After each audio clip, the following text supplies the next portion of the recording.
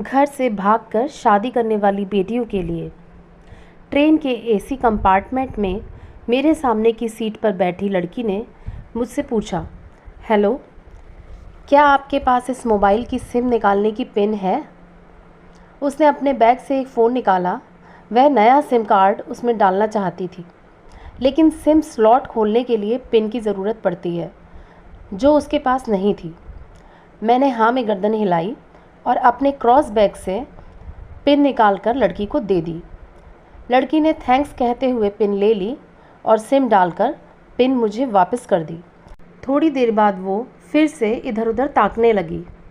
मुझसे रहा नहीं गया, मैंने पूछ लिया, कोई परेशानी? वो बोली, सिम स्टार्ट नहीं हो रही है। मैंने मोबाइल मांगा, उसने दिया। मैंने उसे कहा कि सिम अभी एक्टिवेट नहीं हुई है, थोड़ी देर में हो जाएगी। एक्टिवेट होने के बाद आईडी वेरिफिकेशन होगा, उसके बाद आप इसे इस्तेमाल कर सकेंगी।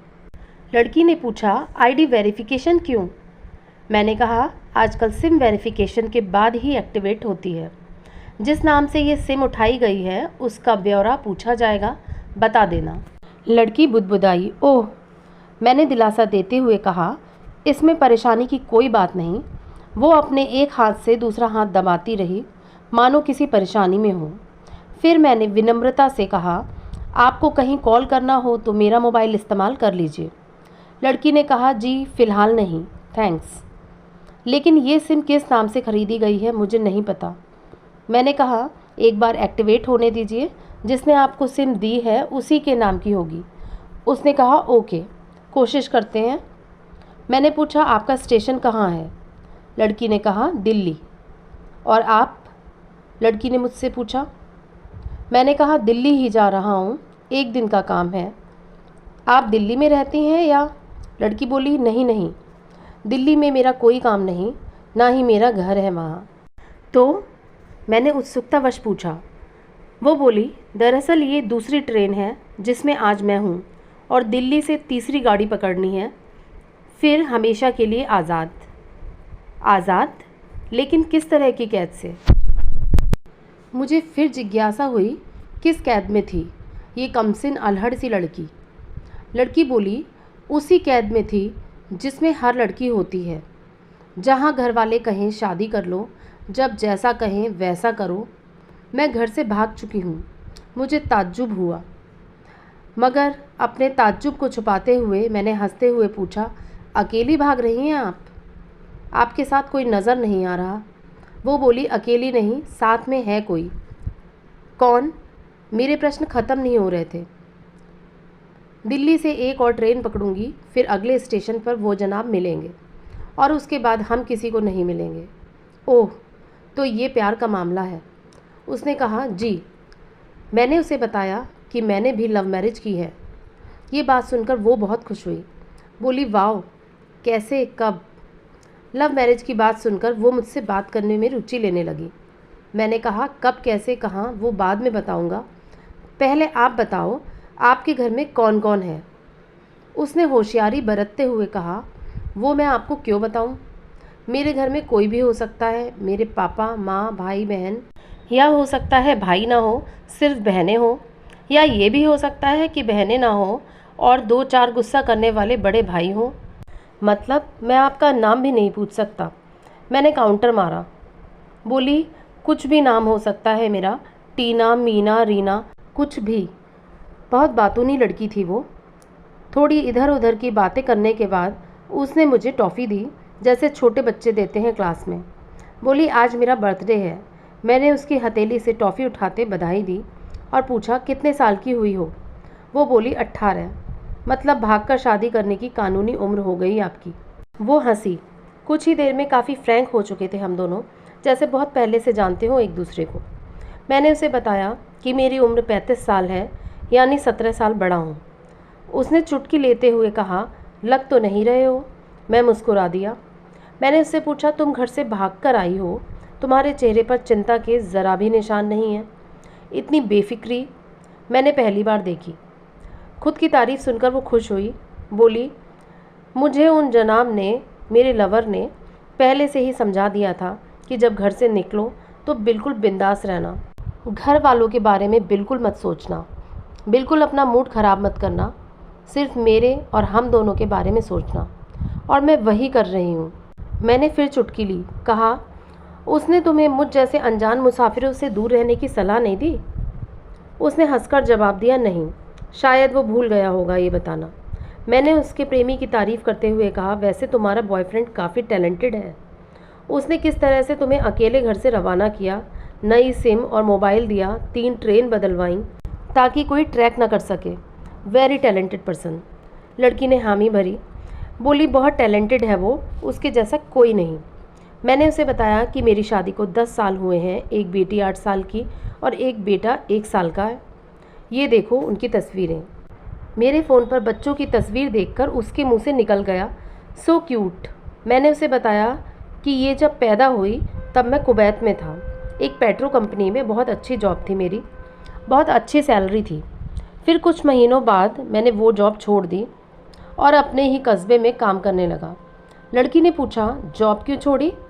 मैंने कहा, बच्ची को पहली बार गोद में उठाया तो ऐसा लगा जैसे मेरी दुनिया मेरे हाथों में है। 30 दिन की छुट्टी पर घर आया था, वापस जाना था लेकिन जा ना सका। इधर बच्ची का बचपन खर्च होता रहे, उधर मैं पूरी दुनिया कमा लूँ तब भी घाटे का सौदा है। मेरी 2 टके की नौकरी, बचपन उसका लाखों का। उसने पूछा, क्या बीबी बच्चों को साथ नहीं ले जा सकते थे वहाँ? मैंने कहा, काफ़ी टेक्निकल मामलों से गुजरकर एक लंबे समय बाद रख सकते हैं। उस वक्त ये मुमकिन नहीं था। मुझे दोनों में से एक को चुनना था, आलीशान रहन सहन के साथ नौकरी या परिवार। मैंने परिवार को चुना, अपनी बेटी को बड़ा होते देखने के लिए। मैं कुवैत वापस गया था लेकिन अपना इस्तीफ़ा देकर लौट आया। लड़की ने कहा, वेरी इम्प्रेसिव। मैं मुस्कुराकर खिड़की की तरफ देखने लगा। लड़की ने पूछा, अच्छा, आपने तो लव मैरिज की थी ना, फिर आप भागकर कहाँ गए थे? कैसे रहे और कैसे गुजरा वो वक्त? उसके हर सवाल और हर बात में मुझे महसूस हो रहा था कि ये लड़की लड़कपन के शिखर पर है, बिल्कुल नासमझ और मासूम छोटी बहन सी। मैंने उसे बताया कि हमने भागकर शादी नहीं की और ये भी है कि उसके पापा ने मुझे पहली नज़र में सख्ती से रिजेक्ट कर दिया था। उन्होंने आपको रिजेक्ट क्यों किया? लड़की ने पूछा। मैंने कहा, रिजेक्ट करने की कुछ भी कारण हो सकता है। मेरी जाति, मेरा काम, घर, परिवार, बिल्कुल सही। लड़की ने सहमति दर्ज कराई और आगे पूछा, फिर आपने क्या किया? मैंने कहा, मैंने कुछ नहीं किया। उसके पिता ने रिजेक्ट कर दिया। वहीं से मैंने अपने बारे में अलग से सोचना शुरू कर दिया था। खुशबू ने मुझसे कहा कि भाग चलते हैं। मेरी वाइफ का नाम खुशबू है। मैंने 2 टूक मना कर दिया। वो 2 दिन तक लगातार जोर देती रही कि भाग चलते हैं। मैं मना करता रहा। मैंने उसे समझाया कि भागने वाले जोड़े में लड़के की इज्जत पर कोई ख़ास फ़र्क नहीं पड़ता, जबकि लड़की के पूरे कुल की इज्जत धुल जाती है। भागने वाला लड़का उसके दोस्तों में हीरो माना जाता है, लेकिन इसके विपरीत जो लड़की प्रेमी संग भाग रही है वो उल्टा कहलाती है। मोहल्ले के लड़के उसे चालू कहते हैं। बुराइयों के तमाम शब्दकोश लड़की के लिए इस्तेमाल किए जाते हैं।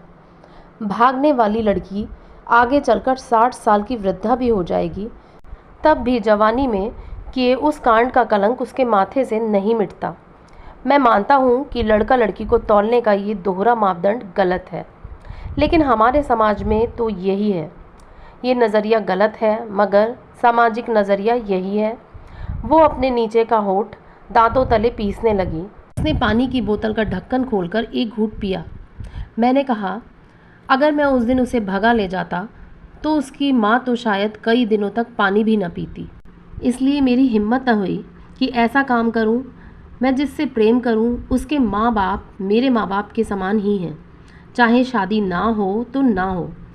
कुछ पल के लिए सोच में पड़ गई, लेकिन मेरे बारे में और अधिक जानना चाहती थी। उसने पूछा, फिर आपकी शादी कैसे हुई?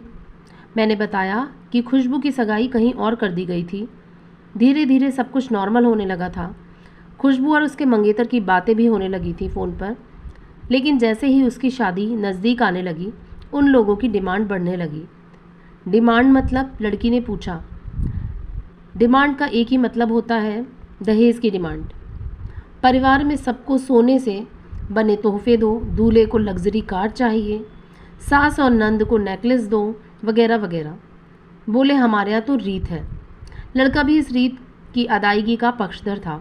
वो सगाई मैंने तुड़वा डाली, इसलिए नहीं कि मेरी शादी उससे हो जाए, बल्कि ऐसे लालची लोगों में खुशबू कभी खुश नहीं रह सकती थी, ना उसका परिवार। फिर किसी तरह घर वालों को समझा बुझाकर मैं फ्रंट पर आ गया और हमारी शादी हो गई। ये सब किस्मत की बात थी, लड़की बोली। चलो अच्छा हुआ आप मिल गए, वरना वो गलत लोगों में फंस जाती। मैंने कहा ज़रूरी नहीं कि माता पिता का फैसला हमेशा सही हो, और ये भी ज़रूरी नहीं कि प्रेमी जोड़े की पसंद सही हो। दोनों में से कोई भी गलत या सही हो सकता है। काम की बात यहाँ ये है कि कौन ज़्यादा वफादार है। लड़की ने फिर से पानी का घूंट लिया और मैंने भी। लड़की ने तर्क दिया कि हमारा फैसला गलत हो जाए तो कोई बात नहीं, उन्हें ग्लानि नहीं होनी चाहिए। मैंने कहा फैसला ऐसा हो जो दोनों का हो, बच्चों और माता पिता दोनों की सहमति, वो सबसे सही है। बुरा मत मानना, मैं कहना चाहूँगा कि तुम्हारा फैसला तुम दोनों का है, जिसमें तुम्हारे पेरेंट्स शामिल नहीं हैं। ना ही तुम्हें इश्क का असली मतलब पता है।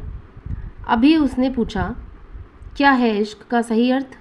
मैंने कहा तुम इश्क में हो, तुम अपना सब कुछ छोड़कर चली आई हो, ये सच्चा इश्क है। तुमने दिमाग पर जोर नहीं दिया, ये इश्क है।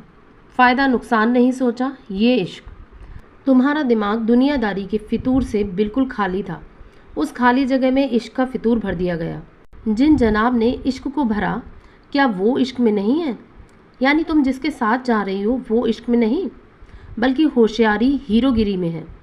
जो इश्क में होता है वो इतनी प्लानिंग नहीं कर पाता है, 3 ट्रेनें नहीं बदलवा पाता है, उसका दिमाग इतना काम ही नहीं कर पाता। कोई कहे मैं आशिक हूँ और वो शातिर भी हो, ये मुमकिन नहीं है। मजनू इश्क में पागल हो गया था, लोग पत्थर मारते थे उसे। इश्क में उसकी पहचान तक मिट गई। उसे दुनिया मजनू के नाम से जानती है, जबकि उसका असली नाम कैस था, जो नहीं इस्तेमाल किया जाता। वो शातिर होता तो कैसे मजनू ना बन पाता। फरहाद ने शीरी के लिए पहाड़ों को खोदकर नहर निकाल डाली थी, और उसी नहर में उसका लहू बहा था। वो इश्क था। इश्क में कोई फ़कीर हो गया, कोई जोगी हो गया, किसी माजी ने पहाड़ तोड़कर रास्ता निकाल लिया।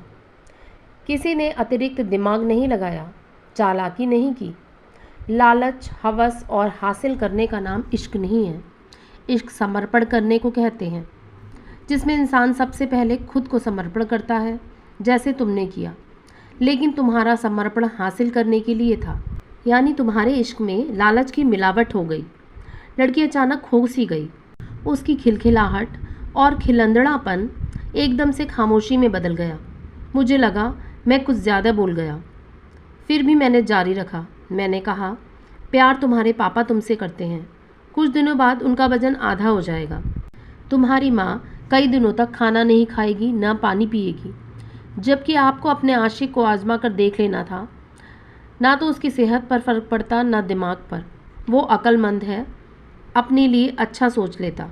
आजकल गली मोहल्ले के हर तीसरे लौंडे लपाटे को जो इश्क हो जाता है, वो इश्क नहीं है। वो सिनेमा जैसा कुछ है, एक तरह की स्टंटबाजी, डेयरिंग, अलग कुछ करने का फितूर और कुछ नहीं। लड़की के चेहरे का रंग बदल गया। ऐसा लग रहा था वो अब यहाँ नहीं है। उसका दिमाग किसी अतीत में टहलने निकल गया है। मैं अपने फ़ोन को स्क्रॉल करने लगा, लेकिन मन की इंद्री उसकी तरफ थी। थोड़ी ही देर में उसका और मेरा स्टेशन आ गया। बात कहाँ से निकली थी और कहाँ पहुँच गई। उसके मोबाइल पर मैसेज टोन बजी। देखा, सिम एक्टिवेट हो चुकी थी। उसने चुपचाप बैग में से आगे का टिकट निकाला और फाड़ दिया। मुझे कहा एक कॉल करना है। मैंने मोबाइल दिया। उसने नंबर डायल करके कहा सॉरी पापा, और सिसक सिसक कर रोने लगी। सामने से पिता भी फ़ोन पर बेटी को संभालने की कोशिश करने लगे। उसने कहा पिताजी आप बिल्कुल चिंता मत कीजिए, मैं घर आ रही हूँ। दोनों तरफ से भावनाओं का सागर उमड़ पड़ा। हम ट्रेन से उतरे। उसने फिर से पिन मांगी, मैंने पिन दी। उसने मोबाइल से सिम निकालकर तोड़ दी और पिन मुझे वापस कर दिया। कहानी को अंत तक पढ़ने के लिए धन्यवाद। देश की सभी बेटियों को समर्पित ये मेरा दावा है, माता पिता से ज़्यादा दुनिया में कोई प्यार नहीं करता। कहानी पढ़कर शेयर अवश्य कीजिएगा, शायद कोई परिवार, कोई बेटी और उनका भविष्य से बच जाए। अगर आपको मेरी कहानी पसंद आई हो तो वीडियो को लाइक एंड शेयर करें, मेरे चैनल को सब्सक्राइब करें, मुझे सपोर्ट करें। मिलते हैं फिर एक नई कहानी के साथ, तब तक के लिए जय माता दी।